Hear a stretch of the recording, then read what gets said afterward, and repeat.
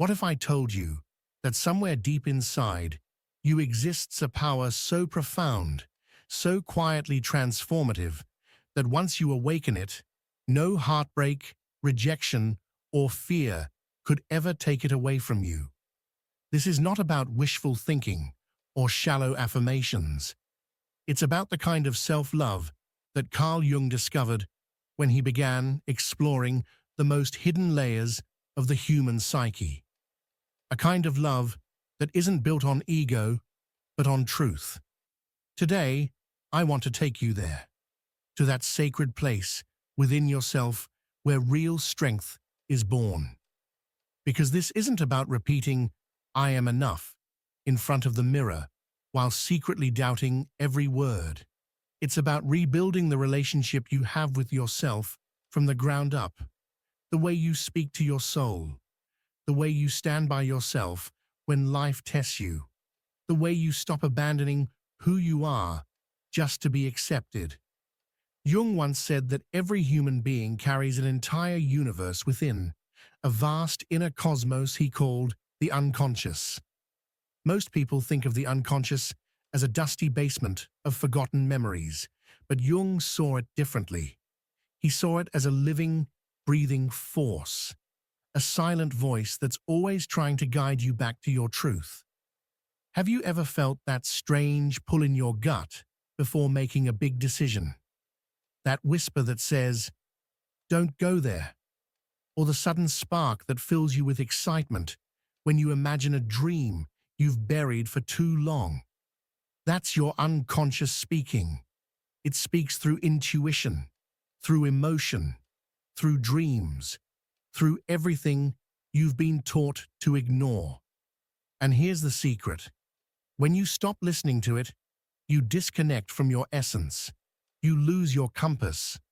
But when you finally begin to pay attention, everything changes. You start to build a self-love that doesn't crumble when others withdraw their affection. You begin to feel grounded in your own skin. Picture this. You're in a relationship that seems fine from the outside. Words of affection, promises of love. Yet deep down, something feels off. You feel yourself shrinking. You stop laughing the way you used to. Your dreams get quieter. Or maybe at work, you take on everything because you can't say no, afraid to disappoint, afraid to be seen as less. Jung would tell you, this is not random. This is your unconscious screaming for alignment. That discomfort you feel, it's not weakness.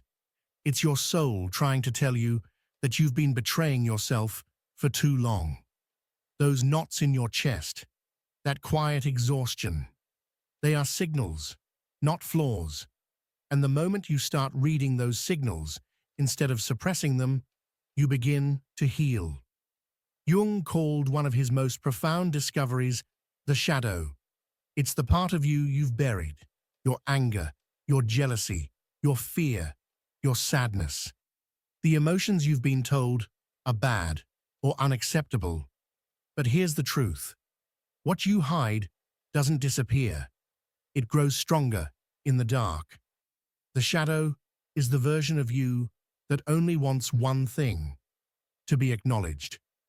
Maybe you feel envy when someone succeeds. It's not that you're bad, it's that your shadow contains a repressed desire to shine too, but you've never allowed yourself to. Or maybe you get furious when someone ignores you, because deep inside, your shadow still fears being invisible. The shadow isn't your enemy. It's your unhealed self asking to be seen. And when you stop fighting it and instead bring it into the light, something incredible happens. You stop fighting yourself. Take a deep breath right now. Ask yourself quietly, what in my life feels heavy? What part of me have I been refusing to look at? Don't try to fix it. Just notice it. Because this moment, this awareness, is where real transformation begins. Jung believed that self-love isn't about perfection. It's about wholeness. And wholeness means embracing both your brilliance and your brokenness. Think of the times you let people cross your boundaries because you were afraid of losing them. Think of the times you kept silent, even when your heart screamed, no. Every one of those moments is your shadow calling out for your attention. But Jung teaches us that healing begins when you start to take that power back, when you honor your own inner voice. The next time you feel that quiet resistance inside you, say it out loud, even if your voice shakes. No, I can't do that today. It may sound small, but to your unconscious, it means everything. It says, I exist. I matter. Jung also spoke of projections, the way we unconsciously see in others what we refuse to see in ourselves. When someone fascinates you or triggers you, it's rarely about them. It's about you. You might admire someone's confidence without realizing that what attracts you is your own unclaimed strength. Or maybe you dislike someone for being arrogant, not noticing that part of you wishes you had the same boldness to speak your truth. Every emotion you project onto others is a mirror showing you another piece of your soul. That's what true self-love looks like, taking responsibility for your inner world. It's realizing that no one else can heal you, validate you, or save you. You must become your own healer, your own guide, your own anchor. And sometimes that healing doesn't come in silence, but in chaos. Have you ever noticed how life tends to fall apart right before something inside you awakens? The arguments, the endings, the confusion. They're not punishment. Jung would say they're the language of the unconscious. The storm is not trying to destroy you. It's trying to cleanse you. Chaos is the fire that burns away the false layers so your real self can emerge. When everything feels like it's collapsing, ask yourself, what truth is this chaos trying to show me? Write it down. Don't censor it. Jung used a practice called active imagination, a dialogue between the conscious mind and the unconscious. Try it. Let your inner voice speak freely, without fear. You'll be amazed by what surfaces, by the wisdom you already carry within. So far, we've discovered that self-love isn't something given by others. It's something you build through awareness. By listening to your unconscious, facing your shadow, and embracing your projections, you begin to feel whole again. But there's one final step Jung insisted on: the art of letting go. You cannot fill a cup that's already full. And if your life is overflowing with people, routines, or fears that no longer align with who you are, how can you make room for what truly nourishes you? Think about it. How many times have you stayed in situations that drained you because you were afraid of change? How many times have you clung to something that had already ended? Jung believed that these attachments are not just about fear. They're the unconscious telling you, you deserve more. Individuation, Jung's term for becoming your true self, is the sacred journey of releasing everything that isn't authentically you. Imagine your life as a closet packed with clothes that no longer fit. You keep them out of habit, out of nostalgia, out of guilt. But deep down, you know they're not yours anymore. Letting go isn't loss, it's liberation. Take another deep breath. Think of one thing, one relationship, one belief that's been weighing on you. Now imagine what your life would feel like if you released it. That lightness, that quiet sense of peace. That's the soul remembering its natural state. Sometimes we think that holding on means strength, but in truth, the greatest strength lies in surrender. Every time you let go of what no longer serves you, you reclaim a piece of your power. And as you do, life begins to align with your true essence. You start attracting people, situations, and opportunities that reflect your worth instead of your wounds. So, if you've made it this far, know this: something inside you is awakening. The same force that Jung spent his life studying, the union of shadow and light, is now stirring within you. You are not broken. You are becoming whole. And once you truly see that, nothing and no one will ever have the power to take your light away again. But Jung teaches us something profound, that your energy is sacred. It is the invisible thread that sustains your peace, your dreams, and your very existence. It is not something to be scattered carelessly or given to anyone who demands it. Protecting your energy is not selfishness. It is a declaration of self-respect, an act of love toward your own soul. Every time you say no to something that drains you, you are saying yes to your inner light. So, the next time someone asks you for something that makes you uneasy, pause before responding. You can simply say, "I'll think about it and get back to you." It's gentle, yet powerful. It's not a rejection if you're not ready to say no, but it gives you space. Space to listen to your inner voice instead of reacting automatically. Jung would say that in that pause, you are beginning a dialogue with your unconscious, a sacred moment where the deeper part of you begins to speak, guiding you toward what truly serves your soul. Try it this week. Notice how different it feels when you give yourself permission to pause, to breathe, to check in with your truth before giving away your time or your energy. Small actions like these plant the seeds of deep self-love. Now let's talk about relationships, the most powerful mirrors we encounter. Jung believed that every person we attract reflects something within us. The people we choose to keep close are living symbols of our inner world. If you are surrounded by those who support you, who celebrate you, who help you grow, it's because something inside you already honors your own worth.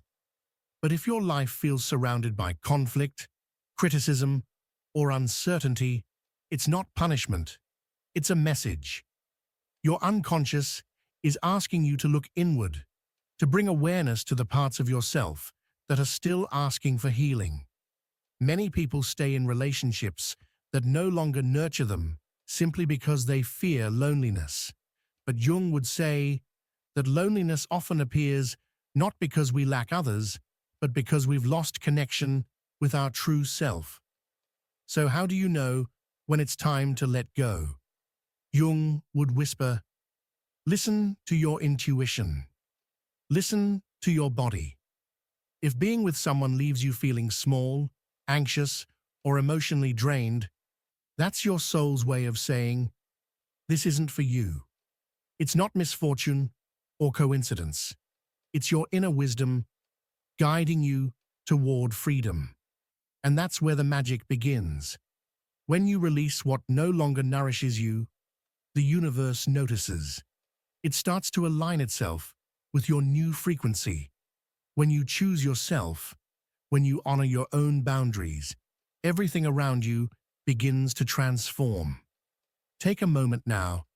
Think of one relationship that feels heavy. Ask yourself quietly, does this person help me become more of who I am, or do they make me hide? Don't rush to answer. Just allow the question to sit in your heart. Because self-love that cannot be broken is built on the courage to walk away from what dims your light and move toward what allows it to shine. Now let's move to something just as important. Dreams. Jung believed our dreams, both the ones that come at night and the ones we hold in our hearts, are direct messages from the unconscious. They are not random fantasies. They are the soul's way of reminding us why we are here.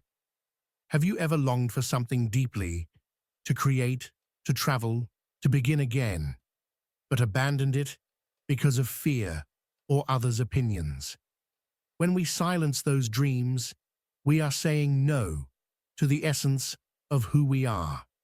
And every no to your essence quietly erodes your self-worth. So tonight, before you sleep, try this small ritual. Write down the question: what desire of mine have I forgotten? Don't judge the answer. Don't analyze it. Just write whatever surfaces. Jung used to see dreams, whether nocturnal or waking, as doorways to the unconscious. They reveal the parts of ourselves that still want to live. Let this practice reconnect you with that spark that once made your heart feel alive. These small acts are sacred. They are how you remember who you truly are. And when you remember, your energy begins to shift. You start attracting people who match your light, situations that resonate with your truth. Jung observed this in many of his patients, that once they aligned with their authentic selves, their external world reorganized itself as if the universe were responding to their courage. If these words stir something in you, share them with someone who might need to hear them. A friend, a relative, a colleague. Because messages like this create a ripple effect. They awaken others to the same truth, that real love begins with oneself. And remember, Jung didn't just teach us to let go of what hurts. He taught us to integrate every part of who we are: the light, the shadow, the dreams, the fears. True self-love isn't about perfection. It's about wholeness. Imagine your life as a great puzzle. Some pieces are radiant: your laughter, your talents, your kindness. Others are darker: your doubts, your anger, your grief. But Jung believed that you cannot complete the picture if you reject the darker pieces. Integration means accepting every part of your being, even the ones that scare you. Take a deep breath. Ask yourself, what part of me have I been rejecting? Maybe it's the fear of failure, the sadness you've hidden, or the anger you've never expressed. You don't have to fix it, just recognize it. Because when you acknowledge it without judgment, it begins to lose its grip on you. It transforms from a source of pain into a source of power. Jung called this the gold in the shadow, the hidden potential that lies within the parts we try to hide. Now let's return to relationships once more, because this is where the lesson becomes practical. The people who enter your life are reflections of your inner state. If your relationships are filled with love and peace, it's because you have cultivated that within yourself. But if you find yourself surrounded by criticism, conflict, or confusion, it's not a curse, it's an opportunity. Something within you is asking to be integrated. Here's a practice Jung often encouraged. The next time someone frustrates you, instead of reacting, ask yourself, what in this situation reflects something within me? Write it down. Sit with it. The answer might surprise you. These reflections, uncomfortable as they are, help you reclaim pieces of your power that you once projected onto others. Every time you bring awareness to yourself, instead of blame, you strengthen your self-love. You build inner peace that no one can take away. And then comes synchronicity, one of Jung's most beautiful ideas. It's the mysterious alignment of events that seem too meaningful to be chance. When you release what drains you, life begins to flow in miraculous ways. You meet the right person at the right moment. The right opportunity appears just when you needed it. It's not coincidence. It's life mirroring your inner transformation. But to see these signs, you must trust yourself. And trust begins with love, with integrating your light and your shadow, your courage and your fear. So take another deep breath. Feel how everything we've talked about, energy, relationships, dreams, shadows, all point back to the same truth, that when you honor yourself, the universe honors you in return. If this resonates with you, imagine the ripple effect it could create if more people lived this way, aware, integrated, full of love instead of fear. And finally, return once more to your dreams, those quiet desires that refuse to die. Jung saw them as the compass of your soul. Ask yourself, what did I once want before the world convinced me it wasn't possible? What would I do if I weren't afraid? Write it down tonight. Let your heart answer honestly. You don't need a plan, just the courage to listen. Because every great transformation begins there, with a single act of remembering who you truly are. Just reconnect with that spark. Then, take one small step toward it this week. Draw something, read about that dream, talk to someone who lives it. Tell me in the comments what you chose.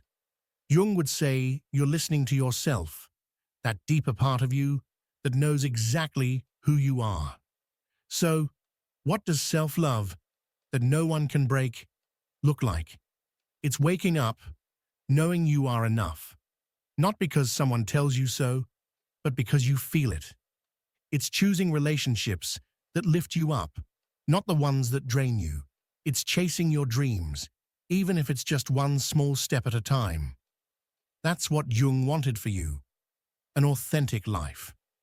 Let's take one final pause. Breathe deeply. Imagine your life filled with that kind of self-love. How would you feel? What would you change today? Don't answer out loud, just feel it, because this isn't the end, it's the beginning. And if this moved something inside you, subscribe and turn on the bell. Let's close with a quick reflection. Jung taught us that self-love is not an external gift, but an inner journey. Listen to your unconscious, integrate your shadow, let go of what no longer serves you, and follow your dreams. Every step makes you stronger, more yourself. And the message I want you to take with you is this: stop searching outside for what you already have within. You are enough. You always have been. Now live it. Before I go, one last invitation. Share this video with someone who needs this message. Leave a comment about what resonated with you the most, or what you're going to change today. Your words inspire others and help this message reach farther. If you haven't yet, like this video and subscribe. Together, we can build a community where we all dare to truly love ourselves. Thank you for being here, for listening, for being part of this. See you in the next video. Remember, change begins with you, and the world needs your light. I'll be waiting.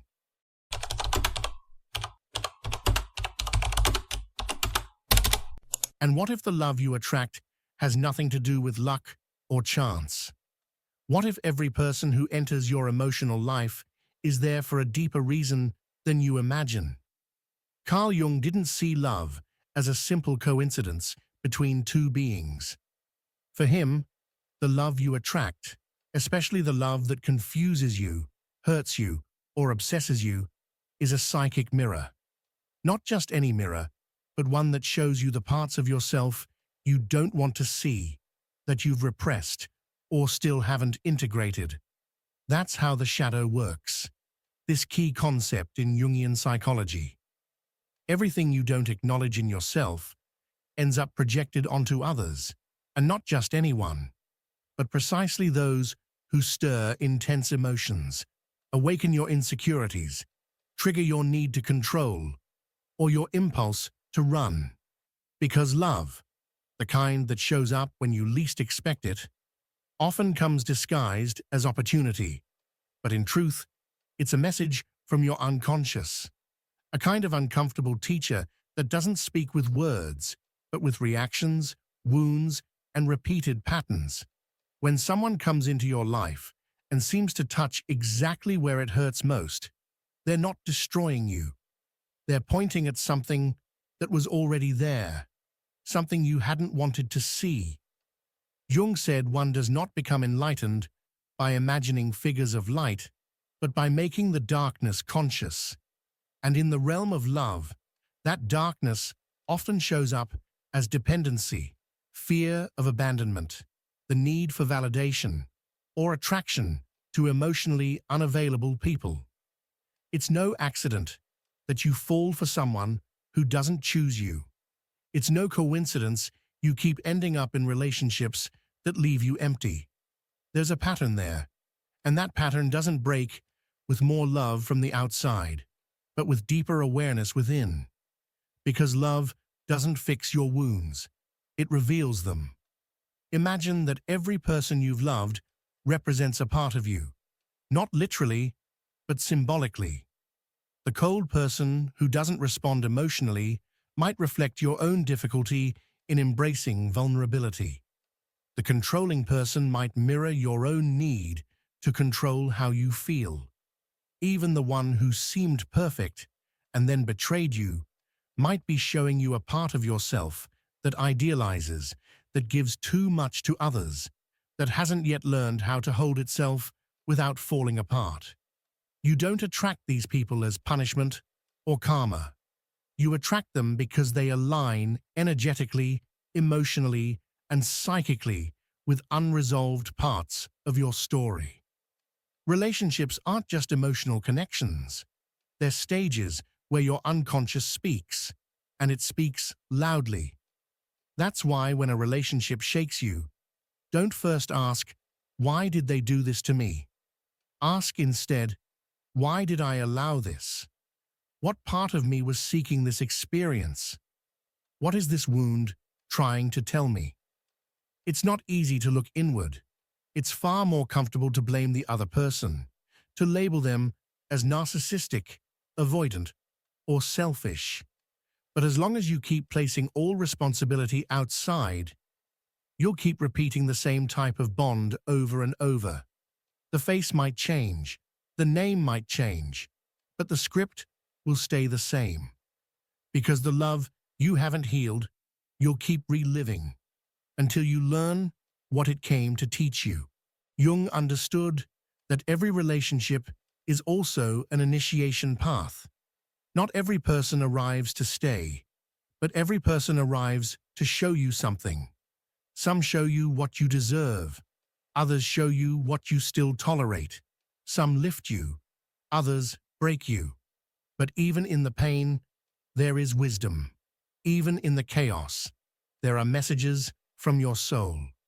And that's what most people don't want to see. That behind every intense attraction, every romantic obsession, there's an echo from your personal history, crying out to be heard. Sometimes you cling to someone not because you truly love them, but because your wound recognizes them. Not because they are your destiny, but because they are a fragment of your shadow come to life. And instead of facing it, you romanticize it, justify it, idealize it. When someone activates your deepest fears, don't run right away. Observe, feel, listen. What is your body telling you? Does it tense up, contract, panic? Does it need constant reassurance from the other? None of that speaks about them. It speaks about you. And here lies the paradox. The more deeply you know yourself, the more the kind of love you attract begins to change. Not because magically better people appear, but because you no longer resonate with what you once called love, but was actually lack. You'll no longer mistake intensity for connection, control for commitment, anxiety for desire. You'll learn to see beyond appearances. And most importantly, you'll learn to say no where you once stayed silent out of fear of losing. But to get to that place, you have to walk through the dark forest of self-discovery. You have to find the courage to look back without victimhood, look inward without judgment, and look forward without illusion. Because true love, the one that isn't rooted in need or dependency, isn't found. It's built inside you. And only when you learn to love your broken parts will you stop searching for someone else to fix them. There's a quiet moment, almost imperceptible, when something inside you chooses. It chooses without you realizing it. It chooses who to look at with interest, who to open up to emotionally, who to let into your inner world. And no, it's not your conscious mind choosing. It's that older part of you, the one that's been storing memories, unresolved pain, inherited beliefs, and hidden expectations, long before you even knew what love was. That's why Jung said that until you make the unconscious conscious, it will direct your life, and you'll call it fate. It's brutal because it puts the responsibility for our emotional choices right where we least want to see it, on ourselves. Most people believe they fall in love because of compatibility, coincidences, or destiny. But the truth is that many times we fall in love with what we lack, with what we secretly wish to become, or with what we're afraid to face. We fall for the freedom we don't allow ourselves, for the power we can't yet own, for the abandonment we've already lived through, for the wounds we haven't healed. The other person appears as a living symbol of something unresolved. And what we often call love is, in reality, a dance between unmet needs. Each step, each gesture, each silence, charged with hidden emotional meaning. You're drawn to their confidence because you doubt yourself. You're drawn to their independence because you tend to neglect your own needs. You're drawn to their distance because deep inside, there's an untold story, one where you learned that love is something to beg for, not receive with dignity. There are people who enter your life as if they've been waiting for that exact moment. People who seem to read your soul, who awaken your most intense emotions, who quickly become a vital necessity. But what you don't see at first is that this intensity isn't always love. Sometimes it's trauma in disguise. Sometimes it's your nervous system recognizing a familiar pattern. Familiarity, even when painful, often feels like home. Because deep down, you're not looking for another person. You're searching for an emotional experience your body learned early on. If you learned that love was unpredictable, you'll chase instability. If you learned that love meant pain, you'll cling to the one who hurts you the most. And all of this happens without your awareness, because you're not the one choosing. Your past is. And that's where inner work becomes essential. It's not about avoiding love or closing off emotionally. It's about recognizing which part of you is choosing whom to love. Is it your conscious, adult self, who knows their worth and sets boundaries? Or is it your wounded inner child, still hoping someone will finally see, save, and choose them? When it's the child choosing, love becomes a plea. When it's the adult, love becomes a choice, not a necessity. But to reach that level of awareness, you first have to go through your masks. You have to face your attachments with brutal honesty. You have to admit that many times the other person wasn't cruel. You're the one who placed them on a pedestal they didn't earn. It's hard to admit you were the one who idealized, who ignored the signs, who settled for crumbs, who mistook attention for love. But it's also liberating, because once you accept your role in the story, you regain the power you gave away. You stop seeing love as something that just happens to you and start seeing it as something you also shape, allow, and build. That changes everything. It changes the kind of conversations you have.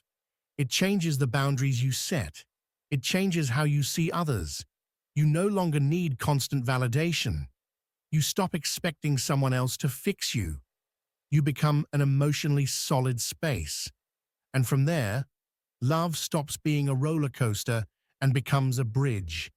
But that doesn't mean love loses its intensity. On the contrary, it becomes more real, more honest, more human. Because now it doesn't come from fear. It comes from connection, from mutual recognition, from two people who don't need each other to survive, but who choose to walk the path together. And that's only possible when you stop attracting from your wounds and begin to vibrate from your healing. The quality of the love you receive is deeply connected to the quality of the relationship you have with yourself, your boundaries, your self-image, your ability to be alone without feeling empty. All of that shows in how love arrives. Jung knew it. Love isn't blind. It's deeply revealing. It doesn't come to fill holes. It comes to expose them. It doesn't bring answers. It brings the questions you've been avoiding for years. And that's where many people run. Because conscious love demands emotional maturity. It requires letting go of the fantasy that someone else will complete you. It means setting aside naive romanticism to embrace a deeper truth, that real love begins where need ends. Only when you can hold yourself fully can you finally open up to a love that's not a repetition of your voids, but an expansion of your being. Sometimes we think love is luck, a coincidence, a gift from fate. But Jung invites us to look beyond that charming surface. He tells us, with elegant bluntness, that the love we attract is a mirror, not of what we want, but of who we are, deep inside. And while that sounds poetic, it's also unsettling. Because if the love you attract is dishonest, absent, abusive, or unstable, what does that say about you? Not in terms of blame, but in terms of awareness. No one chooses to be hurt, but many unconsciously choose someone who already knows how to do it, because it feels familiar, because, painful as it is to admit, it fits an internal narrative we've been repeating for years. When you start to observe the patterns in your relationships, certain echoes appear, repetitions, similar figures with different faces, situations that change scenery but lead to the same emotional place. And in that place, that invisible space between longing and pain, lives the true root of what we attract. You attract what you believe you deserve, even if you're not aware of that belief. You attract from the energy you radiate when you're alone, from how you talk to yourself when no one's listening, from how you handle your emptiness, from your level of self-acceptance. The other person simply responds to the unspoken call you send out. That's why some people, without realizing it, become magnets for unbalanced relationships. Not because they want them, but because they don't know themselves well enough to protect themselves from what harms them. And that's the key. The love you attract reflects your level of self-knowledge. It's not about beauty or intelligence or even kindness. It's about your emotional vibration, about what your unconscious permits and normalizes, about the stories inside you that still haven't been voiced. So, love isn't just a connection with another. It's a tool of revelation. It's how life shows you your edges. The other person becomes the stage where your wounds make their entrance. That's why we often love with fear, urgency, and dependence. Because we're not loving from wholeness. We're loving from lack. From the illusion that someone else will heal a wound we haven't even named. But love can't heal what you're unwilling to face. It can't. The best it can do is shake you, show you, expose you. Then it's up to you to use the mirror or shatter it. There's a widely held belief that love justifies everything, that if it hurts, it's because it's deep, that if it consumes you, it must be real. But Jung didn't see it that way. To him, real love doesn't break you into pieces. it brings you together. It doesn't leave you in ruins. It pushes you toward wholeness. And that wholeness means seeing not only your light, but also your shadow, your jealousy, your fears, your need to control, your insecurities. Because love brings not only the best in you to the surface, but also what you've kept hidden. And instead of being a tragedy, that can become an opportunity to turn the unconscious into the conscious, to transform the bond into a path, to use the relationship not as a shelter, but as a school. But that takes courage, because once you realize that the love you attract isn't a coincidence, but a reflection, you can't keep blaming the other person. You can't keep running from yourself. You have to stop and look within. What part of you chose to stay where it wasn't seen? What part of you felt comfortable in the absence? What part of you believed it didn't deserve more? These questions aren't easy, but they're necessary, because the answer was never outside. It never was. And until you do that inner work, you'll keep attracting the same kind of love over and over again. The names will change, the bodies, the promises, but the core will remain the same, because the script hasn't changed, and only you can rewrite it, not with empty affirmations or surface-level self-help, but with an honest, deep exploration of your emotional history, your childhood, your earliest bonds, your beliefs about love. Because that's where it all begins. That's where the pattern is formed. And unless you return to that origin, you'll keep playing the same melody, even if the song changes. The love you attract is no coincidence. It's a letter written by your unconscious and sent to the universe without your knowing. Every time you enter a relationship, you're revealing something about yourself, something you may not want to see, something that needs to be loved. Yes, but first, by you. Because no one can give you the love you deny yourself. No one can respect you if you don't place yourself where you deserve to be. No one can save you from what you're unwilling to let go of. Love isn't magic. It's revelation. It's a subtle, precise mirror.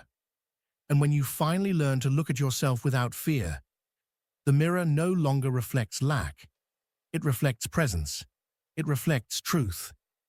There's something deeply revealing about watching how someone loves when they're no longer trying to impress, when the game of seduction has ended and only what's raw, real, and inevitable remains. Right there, in that exact moment where love stops being a promise and becomes a daily act, the true emotional structure of a person is exposed. Jung understood that there's no more direct way to know someone's soul than through the kind of love they're capable of sustaining. Because it's not just about who you choose to love, it's about how you love, where you love from, and what you're willing to face within yourself for that love. Many people search in love for an escape, a way to avoid facing their emptiness, their insecurity, that inner voice constantly whispering they're not enough.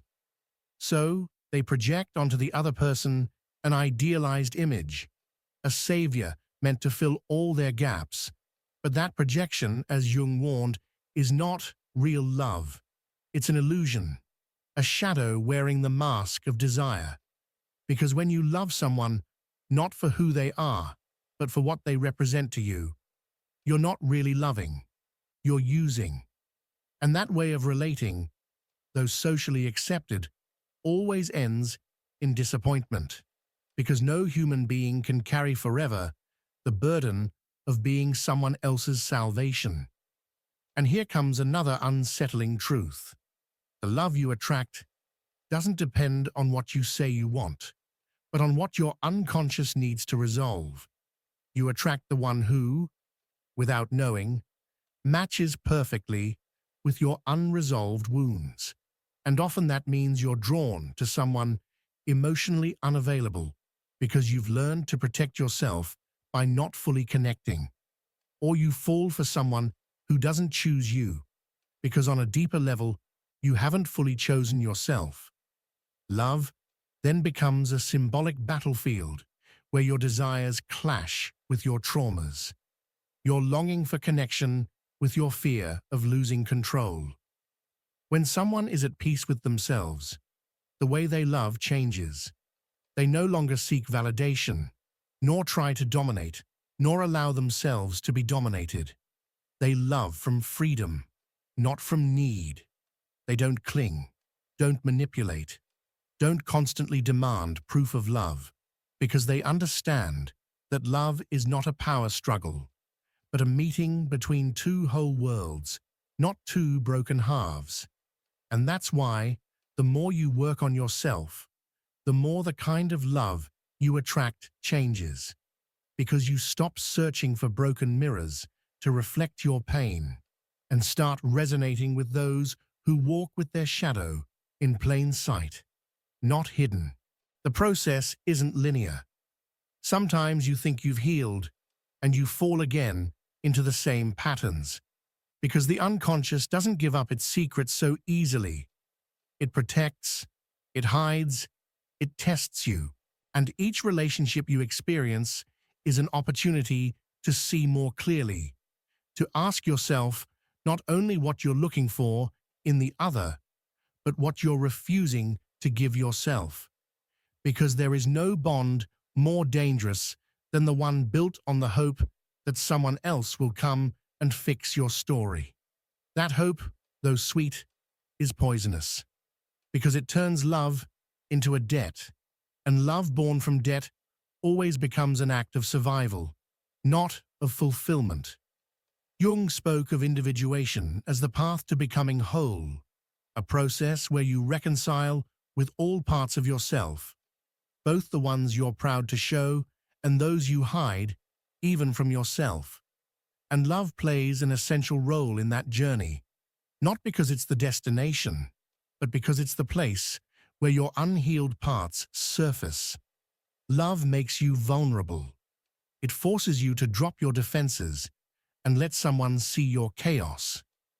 In that emotional nakedness, what remains unhealed begins to emerge. It's no coincidence that the people most afraid of love are often those most afraid of facing themselves, because deep down, even if they never say it, they know that loving someone for real means letting your soul be seen. Not your ego, not your persona, your soul. That's why, when you analyze the love you attract, you're engaging in a deep act of self-discovery. You're looking into the most honest mirror there is. And even though it might hurt, it can also set you free, because it reveals parts of you that you didn't even know were there. It confronts you with your limits, your contradictions, your hidden attachments. But it also gives you the chance to choose differently, to heal, to break the cycle. Because once you see the pattern, you can no longer pretend you don't. You hold the power, even if not always the courage, to choose another path. And that's when love stops being random and becomes a conscious act. You no longer love out of hunger, but from abundance. You no longer choose from emptiness, but from clarity. You no longer attract to fill a void, but to share your fullness. But to get there, you have to walk through the fire, through the discomfort of looking within, through the bravery of admitting that you too have hurt others, that you too have chosen poorly, that you too have accepted less than you deserved. Because the love you attract isn't just a story with another person. It's the silent language your soul uses to talk about you. It's easy to say, we deserve great love, a mature, conscious, deep love. We repeat it like a mantra. We wish for it in secret. We visualize it as if it'll appear by magic. But the question Jung would have us ask isn't what kind of love you want, but what kind of love you're capable of sustaining. Because attracting something is only part of the process. The real challenge is holding on to it, facing what it awakens in you, and not sabotaging it when it begins to stir parts of you you'd rather keep asleep. What many call true love is often just the reflection of a relationship where both people have done the inner work needed to avoid using each other as a substitute for their emptiness. Sometimes, the love you attract is intense, but not healthy. It consumes you, pulls you in, obsesses you. And even if you mistake it for passion or depth, it's still a form of suffering disguised as connection. Jung explained that these intense relationships often stem from a powerful projection of the anima or animus, internal figures that represent the unconscious feminine or masculine side of our psyche.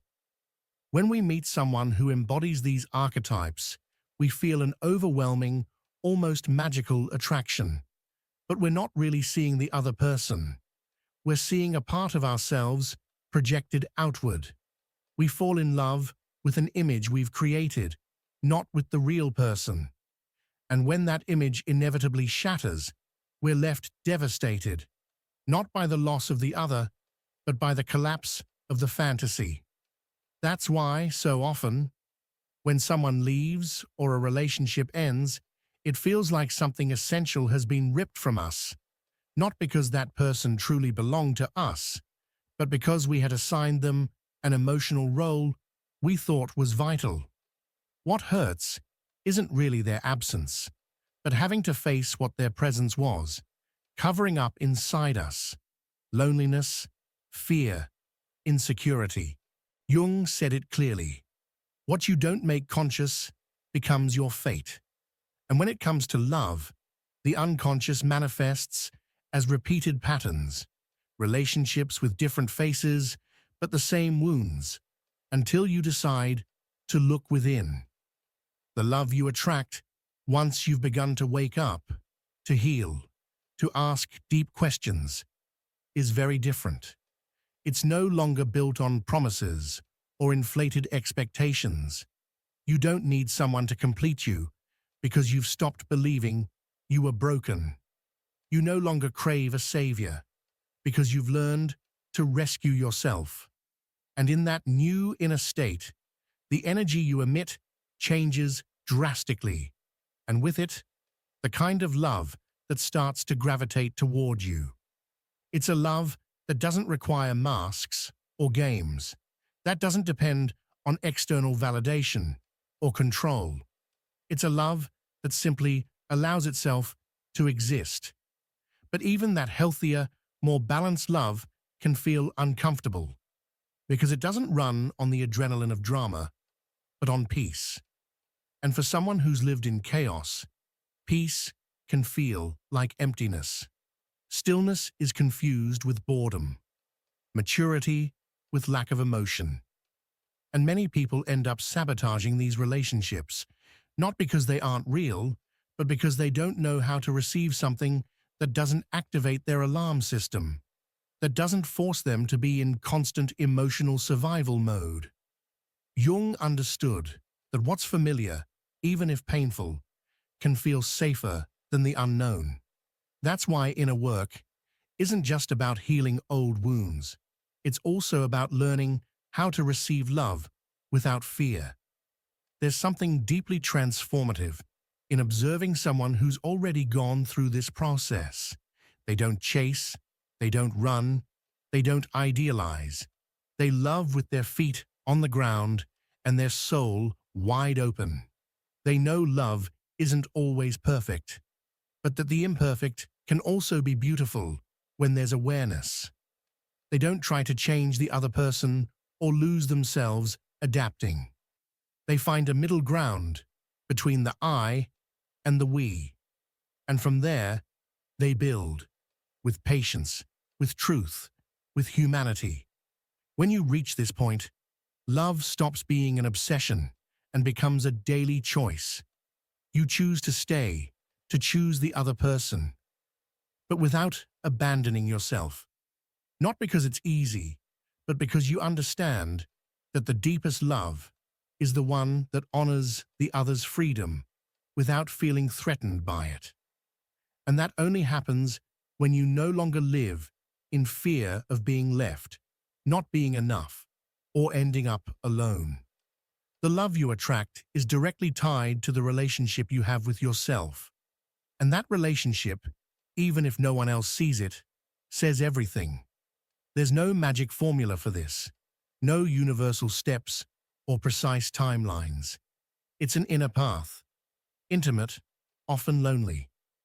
But every time you choose to see yourself honestly, every time you face a part of you that you once denied, you take one step closer to the possibility of loving from an authentic place. And then, when you least expect it, someone appears, not to save you, but to walk beside you. Not as a destination, but as a fellow traveler. And that kind of love doesn't scream or make promises, but it transforms. Not by what it gives, but by what it awakens inside you. There comes a moment in life when you realize it's no coincidence the kind of love you attract. That moment doesn't always arrive quietly. Often, it crashes in, like emotional collapse. When a relationship you thought was meaningful falls apart, or when you repeat the same pattern again without knowing why. That's when the mirror breaks and you begin to see what's really behind your choices. Jung believed we don't attract what we want, but what we are. And though that may be uncomfortable, it's also an invitation to look where it hurts the most. Within. Because behind every unfulfilled love story, every bond that makes you feel small, every excessive giving that leaves you empty, there's an untold story between you and yourself, a part you've avoided facing, the child who wasn't seen, the teen who learned to stay silent to be loved, the adult still chasing approval in unfamiliar faces. And when that story remains unknown, sleeping in the unconscious, it starts to express itself in the people around you, especially in those to whom you feel an irresistible pull, those who ignite something primal, visceral, urgent. But that fire isn't always a sign of compatibility. Often, it's the symptom of an old wound crying out for care.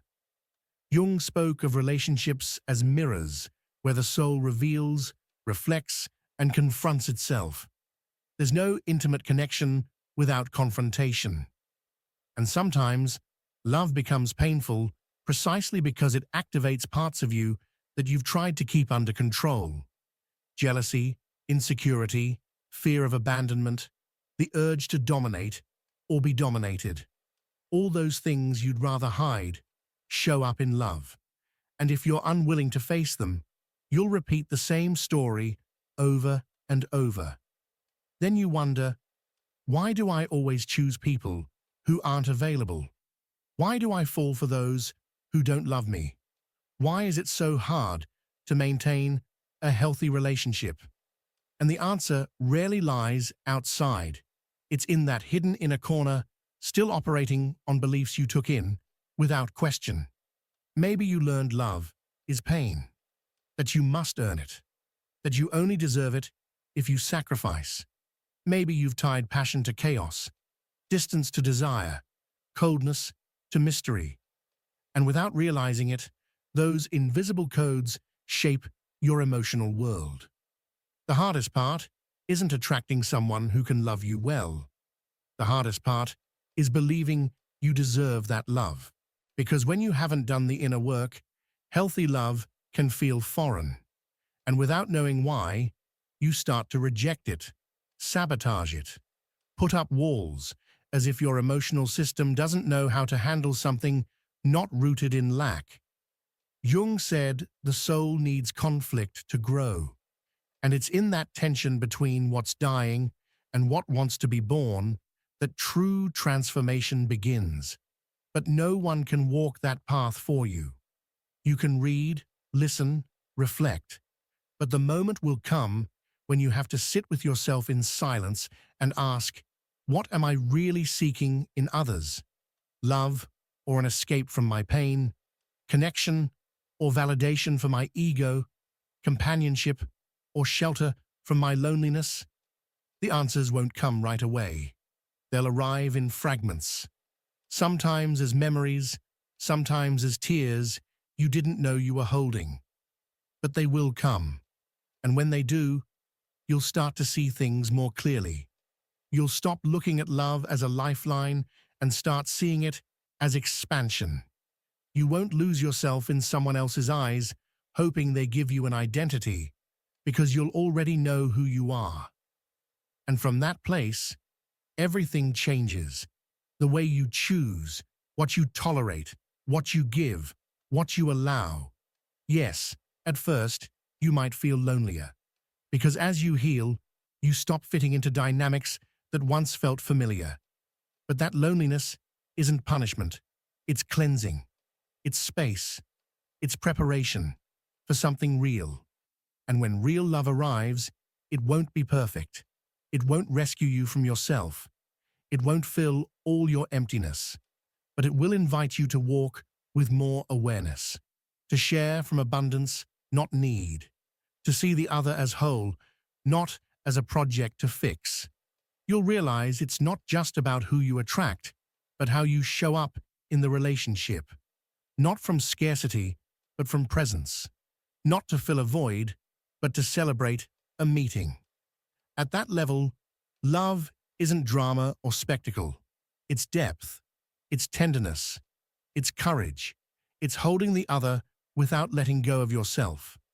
And that only happens when you stop living on autopilot and begin choosing with a conscious soul. Because the love you attract will always be a mirror. The question is, are you ready to see what it reflects? When Jung said, one does not become enlightened by imagining figures of light, but by making the darkness conscious, he wasn't only referring to the personal healing journey, he was also speaking about the space where love is born and grows. Because true love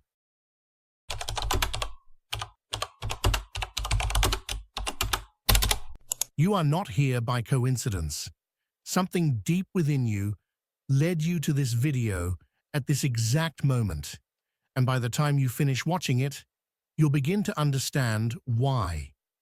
True healing doesn't always feel like a sudden burst of light. More often, it feels like a whisper in the middle of chaos, a quiet murmur that emerges not from the outside, not because something in your surroundings magically shifts, but from something internal, beginning to change, beginning to come together. Healing begins the moment you stop rejecting the parts of your story you once wanted to erase. It starts when you begin to integrate everything you've been, everything you've lived through, everything you've denied or tried to silence. Carl Jung once said that we don't transform by bringing light to the shadow, but by making the darkness conscious. And it's in that very process, silent, often invisible, where the true integration of the soul begins. And even if you're not fully aware of it yet, there are subtle but powerful signs that you're already healing from that deep place within. One of the first signs is that you stop fighting with yourself, not because you're trying to force peace or convince yourself that everything is okay, but because a quiet softness begins to settle in. It's a kind of silent understanding that allows you to observe yourself without judgment, to feel without demanding constant improvement, to live within yourself without needing to constantly fix or correct who you are.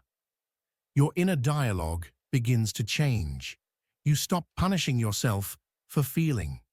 You no longer pressure yourself to be perfect just to earn rest.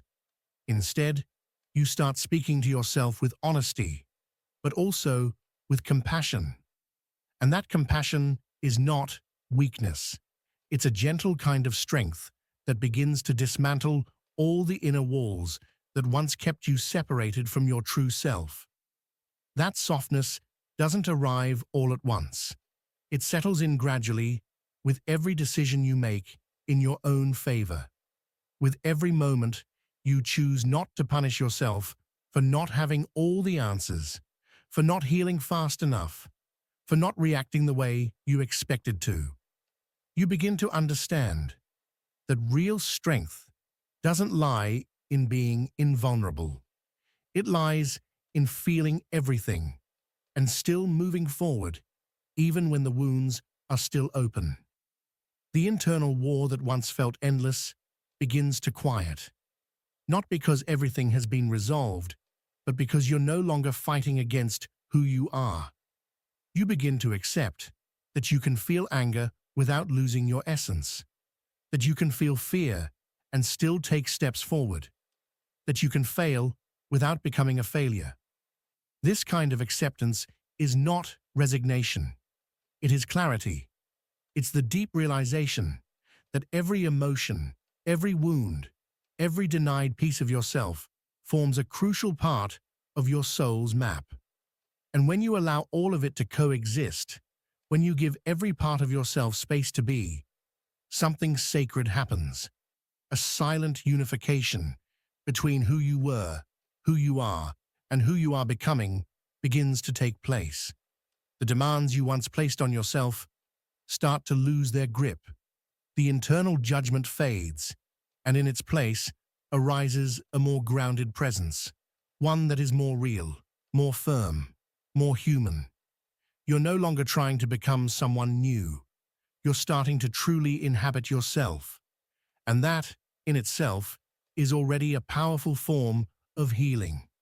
It's a kind of healing that doesn't need visible rituals or dramatic revelations to be real. It shows up in your everyday life, in those moments when you might have once given up on yourself, and now, instead, you choose to stay. Not to fix everything immediately, but simply to stand by your side with dignity and patience. You begin to notice that pain no longer has the same power over you. It still appears, of course, but now it comes with a different rhythm, a different volume, a different texture. It doesn't drag you under anymore. It informs you. It no longer freezes your progress. It walks with you as you keep moving. And this happens because you've stopped rejecting pain. You've come to understand that pain is not your enemy. It is a part of your story that was still waiting to be heard. Your body feels this shift too. The chronic tensions you used to carry without even questioning them start to release, slowly but noticeably. Your breathing deepens without you forcing it. Your sleep becomes more restorative, not because your life has become weightless, but because you are finally carrying your burdens from a more integrated place, a place where you no longer have to abandon yourself just to survive. Emotions that once embarrassed you no longer feel like threats. They have become legitimate expressions of who you are, expressions you can now recognize without feeling the need to correct. You can be sad without thinking you're broken. You can feel insecure without doubting your worth. You can have a bad day without believing that you've regressed. That is one of the clearest signs that you're healing through integration. The ability to hold both your light and your shadow without rejecting either. You are no longer fragmenting yourself to be liked, nor are you denying your truth to fit in. Now, you walk with all that you are, with your contradictions, your emptiness, your quiet inner victories. And that wholeness, even with its imperfections, is far more authentic than any mask of perfection you once tried to wear. Another sign is how your view of the past starts to shift. It's not about forgetting what happened or sugarcoating your pain with false positivity. It's about being able to look at your story and feel that it no longer hurts the same way. It doesn't weigh you down like before. You no longer fall apart. every time a memory resurfaces. When you heal through integration, your difficult moments stop feeling like ever-present threats.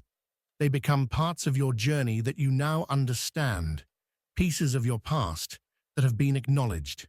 They no longer define your present. They've been folded into the story of your becoming. Not erased, not glorified, just accepted as part of the sacred whole that is you. You begin to remember, not to reopen old wounds, not to dwell in pain, but with a newfound strength that no longer allows those memories to control you. It's not that what you lived through has ceased to matter. The impact is still there. The experiences still shaped you. But now, you're no longer defined by them. You're no longer imprisoned by the version of yourself that was broken, betrayed, or afraid. You're no longer just the defense mechanism that once built walls to survive. Now, you are the one who has walked alongside every version of yourself, the wounded, the protective, the silent, the loud, and have chosen, with wisdom and love, to bring all of them together. You have made peace with your contradictions. You've chosen integration over fragmentation. You are someone who has seen the depths and, instead of turning away, has decided to honor it all and move forward with deeper awareness. Your past is no longer a punishment. It becomes something sacred, a place where you learned to hold yourself up when everything else failed you. It becomes a sacred ground that holds not just pain, but the roots of your strength. The things you once avoided looking at, the decisions you didn't want to talk about, the moments you tried to forget. Now you meet them with respect. You no longer feel the need to hide them or to feel ashamed of who you were when you didn't know the things you now know. You start to understand that all of your past selves, the quiet ones, the angry ones, the scared ones, the ones who fell again and again, they were never mistakes. They were expressions of your will to survive. They were attempts to protect your heart in a world you hadn't yet learned how to navigate. And now, from where you stand in the present, you can finally embrace all of them. Not with guilt, not with regret, but with the tenderness that you didn't know how to offer yourself back then. And that tenderness does not weaken you, it liberates you. Because only those who have made peace with their past can walk into their future with a soul that feels light, unburdened, and whole. You no longer carry your story like chains around your ankles. You carry it like threads woven into the fabric of your being.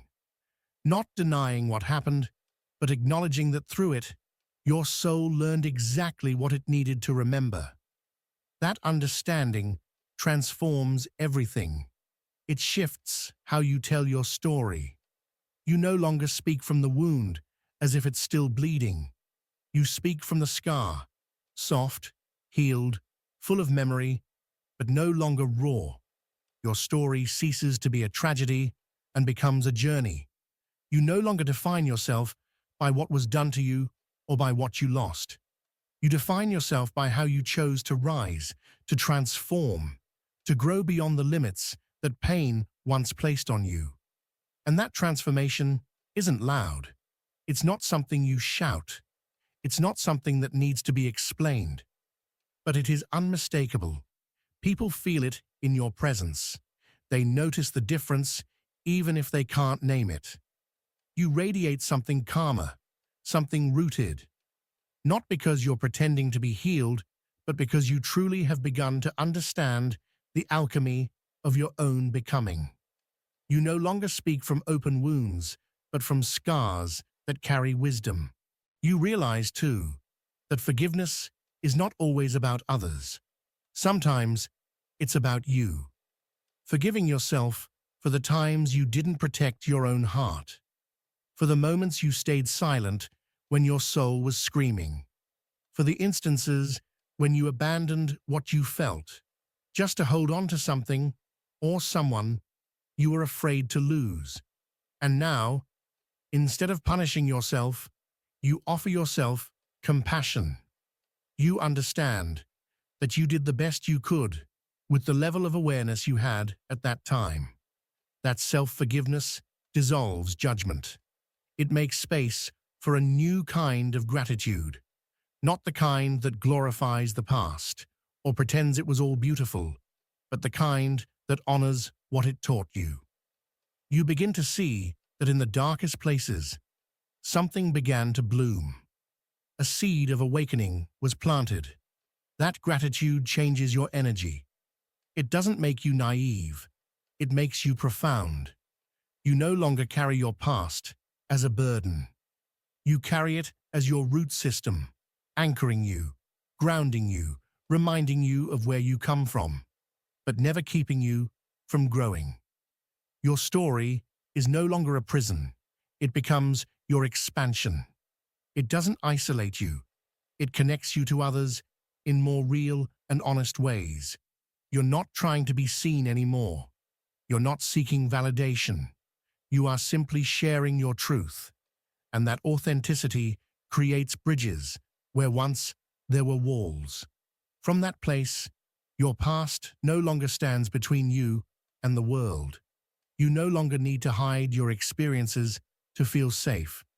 You've stopped identifying solely with the pain. Now, when you speak from transformation, not from trauma. And that shift doesn't make you cold or distant. It makes you accessible, relatable, magnetic. Because people can feel when someone has walked through darkness and chosen not to live there. Your presence deepens. It becomes quieter, but more powerful. Not because you're trying to prove anything, but because you've become someone who holds their story with reverence rather than resistance. You no longer emanate confusion or denial. You emanate wholeness. And wholeness doesn't shout. It simply exists, firm, radiant, grounded. You also notice that when you revisit your past, it's not to search for blame or to justify your pain. If you return, it's with purpose. It's to gather wisdom, to close cycles, to understand patterns, to consciously close doors that were left slightly open, not as punishment, but as liberation. Nostalgia, when it comes, doesn't overpower you. You don't drown in it. You sit with it. You honor it. But you don't cling to it. Because what once felt like a desperate need now feels like a part of you that has been seen, loved, and gently placed back in its rightful place. And when that happens, something inside you feels lighter. You realize you don't need to reject your past to move forward. Integration is not forgetting. It's the most loving way to evolve. You no longer push away what hurt you. You welcome it as part of your human experience, understanding that everything your soul endured was necessary to arrive here. With this clarity, with this peace, with this deeper level of consciousness. Another unmistakable sign that you're healing and evolving through deep inner integration is when you begin to act from your center rather than from reactive impulses. It's a quiet but powerful shift, one that often goes unnoticed by the outside world, but changes everything within you. This transformation is not about becoming cold or indifferent. It's about finding a grounded space inside yourself from which your actions naturally arise. When you've reconnected the fragmented parts of your inner world, you no longer feel the need to defend yourself against every challenge, explain every emotion, or prove your worth through impulsive reactions. Your energy stabilizes. Your words become more thoughtful, more deliberate. Your actions start to flow from a unified core, a place within that no longer breaks apart under pressure. You no longer react to life. You respond. And that response comes from clarity, not fear. from presence, not urgency. This is what it means to live integrated. What once overwhelmed you emotionally now meets a new version of you, a version that can observe without becoming consumed, that can feel without getting lost in the feeling. It's not that you stop feeling, it's that you learn to hold space for your emotions. You no longer need to build walls around your heart or lash out in self-protection. You stop confusing hardness with strength. Your power is no longer something you need to assert. It simply exists, quiet, calm, and steady. You maintain your center not by dominating the situation, but by staying rooted in yourself. This center, this inner stability, is not something you fake or pretend. It's not learned from a book or copied from someone else. It's the organic result of facing your inner shadows, of listening to the parts of you that used to sabotage your growth, and more than anything, of accepting them. When you make peace with your inner contradictions, your external behavior shifts. You begin to act from serenity, not from fear, from awareness, not from the need to control. And this change in frequency doesn't just affect you, it alters your entire reality. You no longer need to be right. Peace becomes more important than winning an argument. You no longer dive into conflict just to protect your ego because you finally understand. There's nothing in you that needs to be defended when you feel whole, and when all your internal parts have been acknowledged and embraced. External conflicts lose their power over you. You become quieter, but your presence speaks louder than ever. That presence doesn't push or impose. It doesn't collapse under pressure. It holds space. It accompanies. It transforms. And it does all this from a place of profound coherence. This kind of coherence isn't theoretical or performative. It doesn't come from pretending to have everything figured out. It emerges when you stop living in pieces, when you stop splitting yourself between what you feel and what you show, between what you think and what you do. Your way of being in the world transforms, not because life becomes perfect, but because you no longer filter it through the lens of past pain. You begin to exist fully, even in discomfort, without being pulled into chaos. Your energy no longer trembles at every provocation because you've stopped projecting your unhealed wounds onto the world around you. You don't hand others the power to unbalance you. Your center becomes your sanctuary, not a battlefield. And that doesn't mean you've stopped feeling. It means you now have the ability to choose how to move with what you feel. You can cry and still be at peace. You can feel afraid and still take the next step. Your emotions are no longer warnings that something is wrong. They're companions that guide you through life. You begin to understand that you don't have to react to everything, not because you don't care, but because you now recognize the value of your energy. You become unwilling to waste it on conflicts that go nowhere, on hollow conversations, or on relationships that only exist in reactive dynamics. Integration naturally makes you more selective, but not from judgment, rather from self-respect. When you learn to inhabit your own inner space, you also learn how to protect it without closing it off. You set boundaries without guilt. You speak your truth without losing your composure. This changes your presence entirely. You become someone who can hold space for others without taking on their weight, who can listen deeply without absorbing others' pain, who can express their energy without trying to dominate anyone. And that kind of presence cannot be faked. It only arises when you've made peace with every part of yourself, when there's no longer a war between your mind and your heart, between your body and your soul. You no longer need to hide your healing process. You allow yourself to honor your pace, to embrace your silences, to give space to your pauses. You stop defining yourself by your productivity or by how strong you appear on the outside. Instead, you define yourself by your integrity, by your capacity to hold yourself with compassion, without demanding perfection.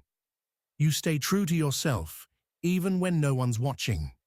And as you continue along this path, you begin to feel a new kind of order emerging within you. Your emotions no longer compete with each other. Your decisions become firmer. The mental noise that used to dominate your thoughts begins to settle, not because it disappears entirely, but because now you can distinguish your true voice from the voices of fear and disconnection. Even your mistakes begin to take on a new meaning. You stop punishing yourself for every misstep. You stop demanding that you start over every time you stumble.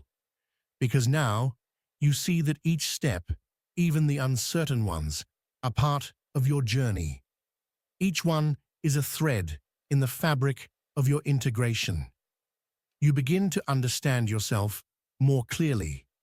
And in that understanding, you stop breaking apart every time life pushes you into unfamiliar territory. From this deep self-awareness, your strength becomes grounded. You don't need to shout it or prove it. It's there. It's within you. You wear it like a second skin. And in a world that often worships appearances, this kind of authenticity becomes a sacred form of resistance. When you act from that center, you no longer lose yourself so easily. You recognize yourself even in the chaos.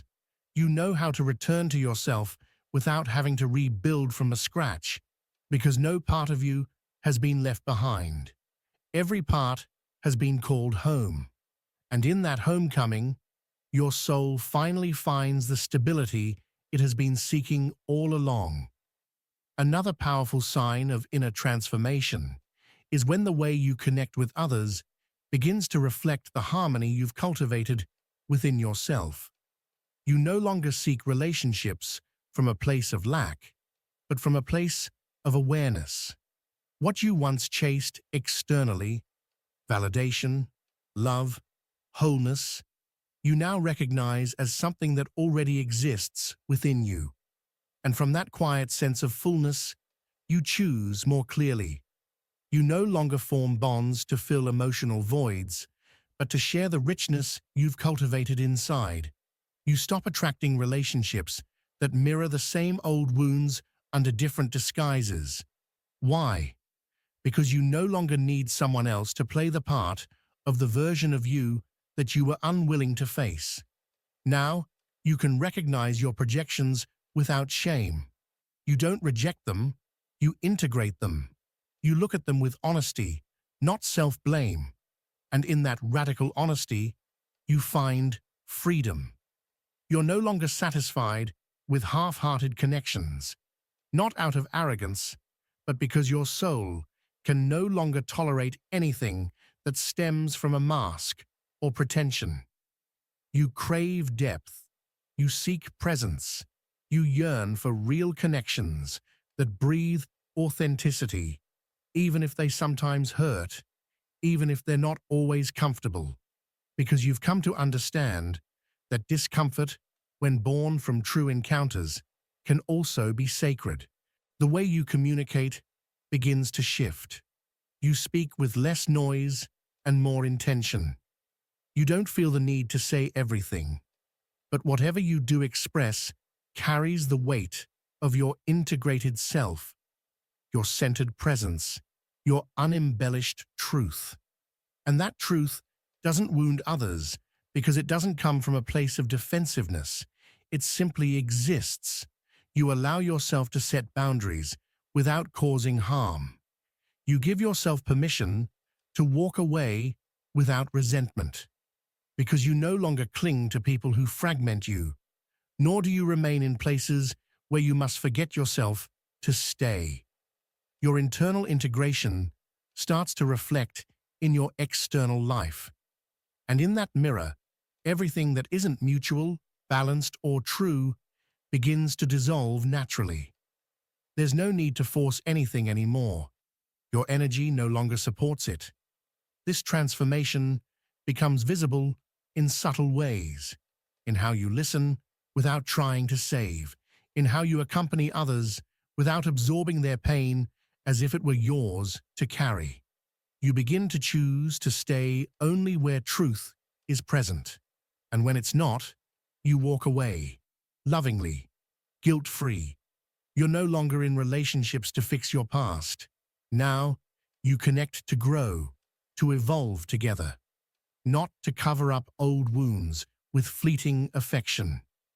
And this shift changes everything about the quality of your relationships, because your soul no longer accepts emotional breadcrumbs, nor does it feed off shallow connections with no roots.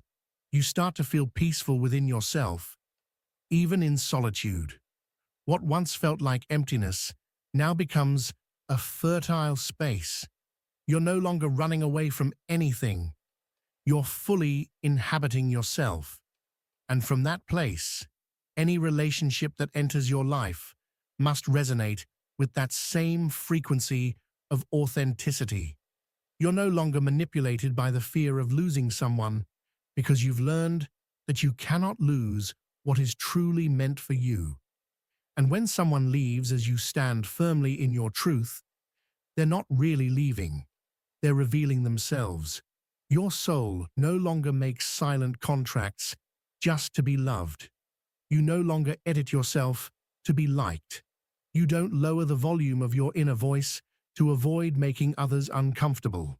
And in that strength born of deep integration, your relationships become more honest, healthier, and far more real. Because when you no longer abandon yourself, you also no longer allow others to abandon you. That sacred dignity that now lives within you elevates every bond you keep. It's no longer about holding on. It's about sharing. It's no longer about needing. It's about resonating. And when your relationships begin to emerge from resonance rather than need, they become mirrors of your healing. You're no longer tangled in stories that only fed your emptiness. You now connect with people who are just as committed to their own truth as you are. There's no drama, only presence. There's no power play, only mutual respect. There's no pressure to be someone you're not, only space to be fully who you are. You discover that love, when lived from integration, doesn't seek control or external security. It seeks shared freedom. Love stops hurting, not because challenges disappear, but because you no longer place your worth in someone else's hands. You no longer wait for someone to complete you. You don't need to be rescued. You simply offer what is already full within you.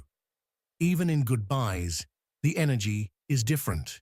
You no longer beg for permanence in places where growth has ceased.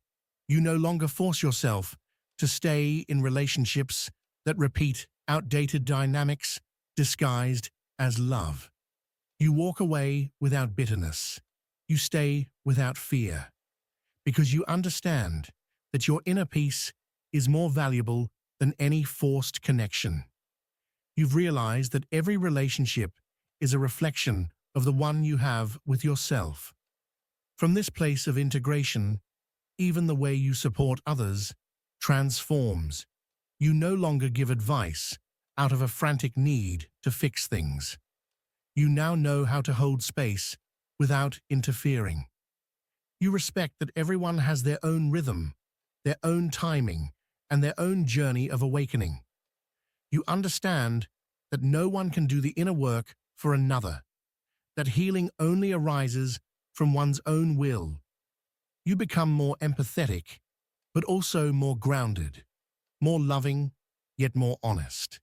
And this energy, when balanced, becomes one of the clearest signs that you are healing.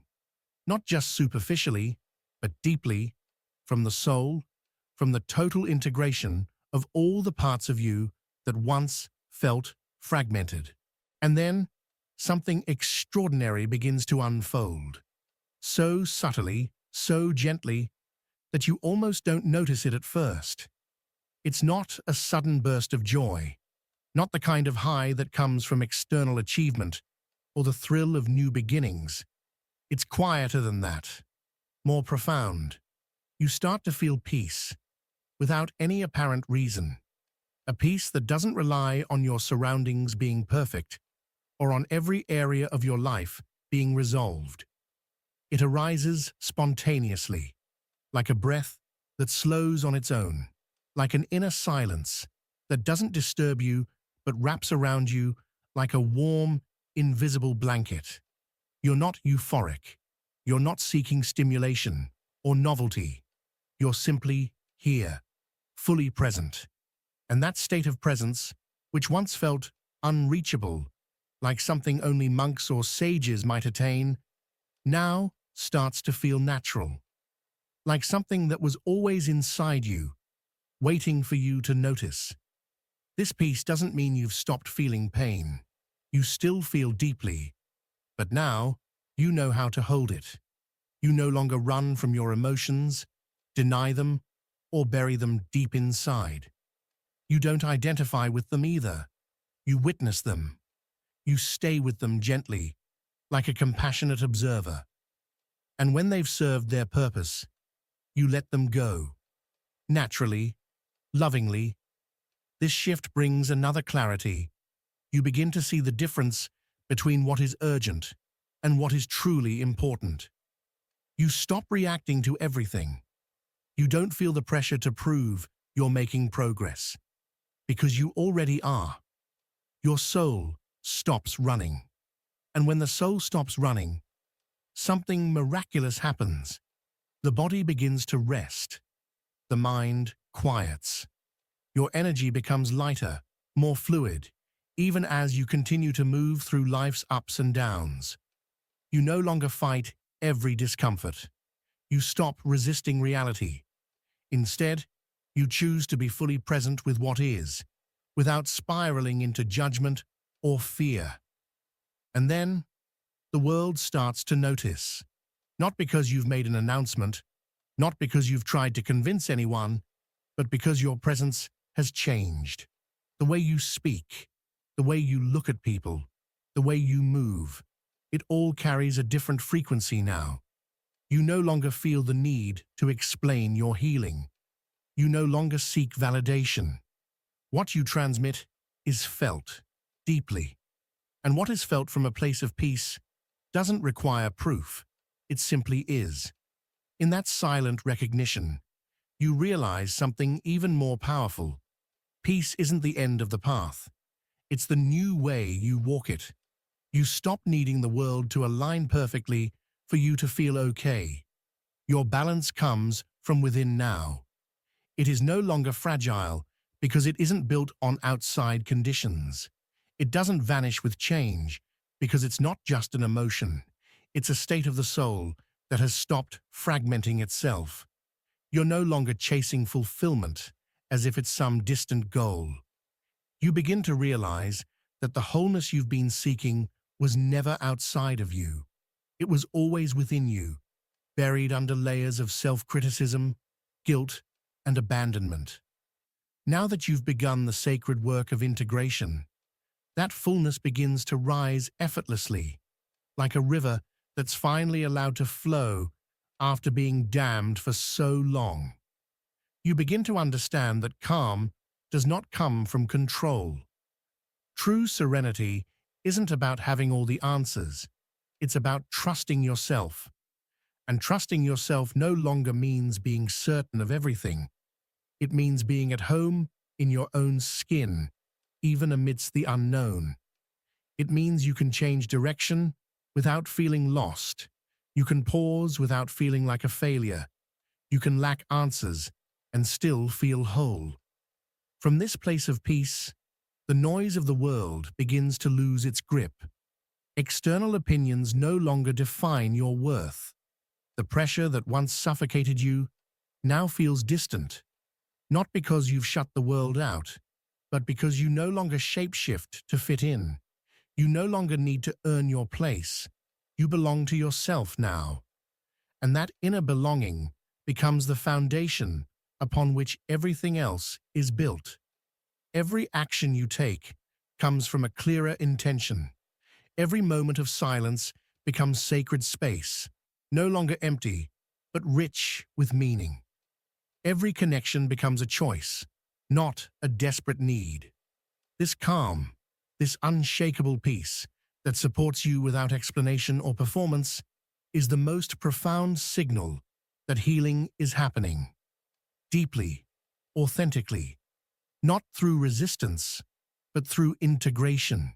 If something inside you felt aligned while hearing these words, if a part of you recognized this truth, it's because you're already in the midst of this sacred process. Healing through integration doesn't mean forgetting who you were. It means embracing all of it, fully and consciously. It means letting every version of yourself, even the wounded ones, come back into wholeness. You are not broken. You are gathering your scattered pieces. And in this sacred inner gathering, the peace you once searched for out there begins to awaken within you. Silent, deep, real. If this message resonated with your soul, if you felt that it was meant for you at this exact moment in time, your awakening deserves to be witnessed. Your journey deserves to be honored. And your presence, just as it is the very gift this world needs. So if these words have stirred something within you, if even for a moment you felt seen, understood, or simply more at peace, don't let that feeling fade. This journey is just beginning, and you don't have to walk it alone. There is a whole community of souls, just like you, waking up, healing, and remembering who they truly are. Subscribe to this channel and turn on the notification bell so you never miss a moment of truth, light, or connection. Let this space be your reminder that you are not alone, that your process matters, and that your healing is sacred. And if this message touched your heart, share it with someone who might need it today. You never know how deeply a few words can change a life. Together, we grow. Together, we rise. And together, we return home to ourselves. Thank you for being here. Your presence is powerful, and the world